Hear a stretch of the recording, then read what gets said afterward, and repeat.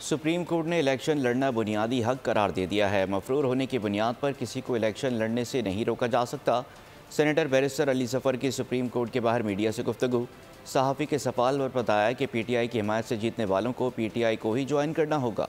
ये अवाम का काम है कि वो फैसला करें कि कौन सा कैंडिडेट उनके लिए सही है और कौन सा नहीं। इसलिए इलेक्शन कमीशन ऑफ पाकिस्तान किसी किस्म की रुकावट नहीं डाल सकता एक शख्स के नॉमिनेशन पेपर्स में, या रिजेक्ट नहीं कर सकता ये कह के कि वो इश्तिहारी है। जिसने अपनी नॉमिनेशन पेपर में लिखा है कि मैं इस पार्टी का, एक खास पार्टी मसलन पीटीआई का मैं कैंडिडेट हूँ, और पीटीआई ने उसको एक्सेप्ट किया है, लेकिन वो सिंबल चूंकि पीटीआई को नहीं मिला, वो अपने ही सिंबल पे लड़ा है इलेक्शन। लेकिन उसने एफिडेविट में भी और नॉमिनेशन पेपर्स में भी ये जाहिर कर दिया है कि मैं पार्टी का नॉमिनी हूँ। ये जो नॉमिनी कैंडिडेट है, इसको भी पार्टी का कैंडिडेट समझा जाएगा, बेशक वो पार्टी के सिंबल के बगैर लड़ा है। इसलिए कल को जब इलेक्शन होगा तो वो पार्टी का ही कैंडिडेट समझा जाएगा और पार्टी का ही मेंबर समझा जाएगा।